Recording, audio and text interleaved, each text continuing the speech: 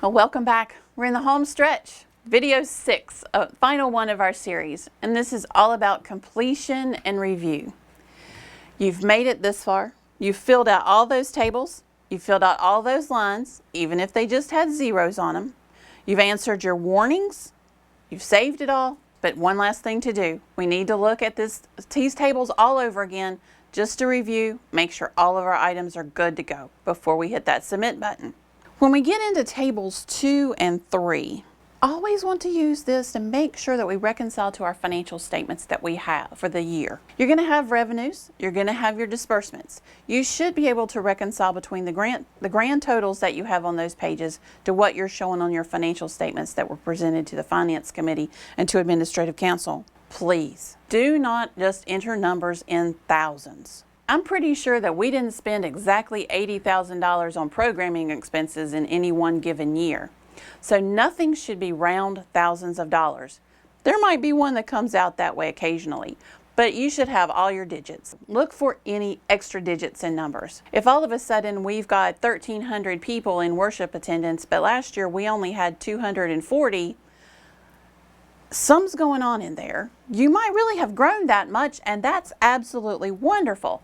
But it might be that we've got a digit in there that's one that shouldn't be there that just got rekeyed accidentally. We want to verify the columns. Look at what did you report last year. Is what you're reporting this year similar to that? If it's a lot different or zero compared to having something last year, look at it. Some of the warnings will catch those and will automatically ask you, but some of them might not. So just do one more check to verify between years. Make sure everything is reasonable. You also want to make sure that these things make sense to you, that the numbers that show up even from our upload are the numbers that match up with yours. There could be some timing differences in there. You never can tell, but just look for large variances. The warnings will ask you about those large variances, and in the way the system works right now, if you don't fill out the warnings, it won't save and submit for you. But don't just put in there, oh, well, that increased this year. Give us some reasons. We actually do read those. That helps us not to ask you questions if you provide the best information possible for us. So if you had a large increase, say that we had to spend more on this particular maintenance item, or we increased this program, or this program was closed because it was no longer a needed program. So therefore the expenses went down. But give us some full and descriptive information within those warnings. That's much more helpful, as those do get read all the way up the line. Once you've completed your review, it will then go to the district office once it's been submitted. The district administrative assistants, or as they're also affectionately known, our district statisticians, will also go through these as well. Some of the things they're going to look at are that same things that you've already looked at. Entries in prior year, but nothing in this year. Especially in membership. Remember, we talked about the gender items, and some churches having gotten their predominantly Caucasian audience now in a Native American or in an African American language. So we want to make sure we've got things on the proper lines that they need to be on. Review for relationships. If we have, say, 400 in membership and 125 in worship attendance, can we really have 850 people who are engaged in missional opportunities from our church? Something doesn't sound quite right about that relationship. So we just want to look at that and see what's going on. Other items to look for that you should have already looked for, again, those large changes, the explanations on the warnings that we talked about, and just moving forward from there. Once the district area has finished their review, then it will be more my turn.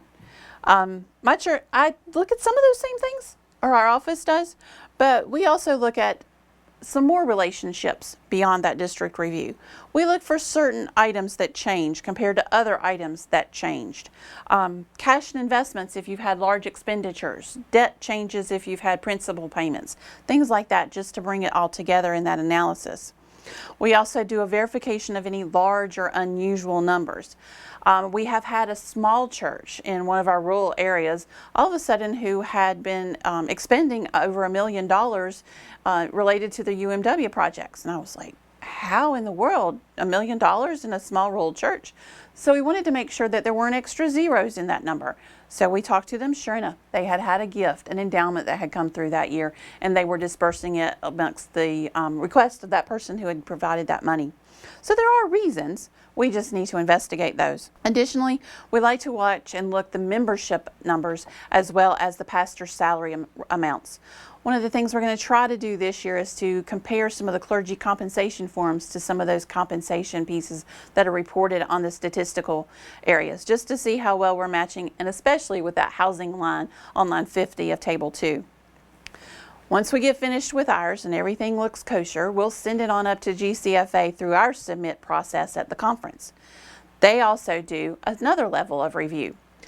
Lots of times they're looking at more of key vitality areas, and the ones they've specifically noted for us are the average weekly worship attendance, the professions of faith, small group numbers, members in mission, the dollars that are given to mission. The relationship to those and other entries is key, much like I talked about with our 850 potential participants with only 125 in attendance. They also do a verification of all of the special Sunday offerings and other givings that we have actually submitted to them on your behalf to make sure that also matches their records. And they also do a comparison of prior year and current year for various line items. A couple other things just to note as you're printing your reports. In the past, we have had some churches who the appointment changes didn't show up appropriately at the top of the reports. Realize that if that doesn't show up correctly, it's not going to change the statistical reporting. The report will be based on the church and their GCFA number. That's the key piece. Those came up because of some issues in the new database that GCFA had and what we were uploading to them and them trying to bring back to us through this program. In opening up this program as I started for this particular webinar, it appears that all of our appointments as we had in July have been included. So hopefully we've gotten past that error that shows up. Again, we just go through a robust process. Make sure the warnings are as descriptive as they possibly can be. Once you've done that and you send it on through us, you are now ready to hit that submit button. So we'll go over to submit statistics. From that black bar at the top, you'll see that all of your membership, your finances, your income tables, all of these little checks should then be green and say completed. And then you can just hit that submit statistics buttons. You've got it all done. Now it's just back to the preparation piece, getting it all together so that you can say that you're done before January 21st, or at least on that day at least. That's our deadline this year, so just remember that date. Go ahead and mark your calendars. We've done a lot of work in this video series over the 6 different videos that we've had. We hope all of this has been helpful and useful and provided you a lot of resources from here at the conference office. But if there's something we've missed, again, don't hesitate to contact Bryce, myself, or any of my staff, and we can start helping ask those questions and answer those questions on your behalf. So again, thank you for your time and your attention in listening to our video. If you've got any comments, good or bad, how we can improve and do things better the next time, please let us know. But for now, thanks again for listening for our series.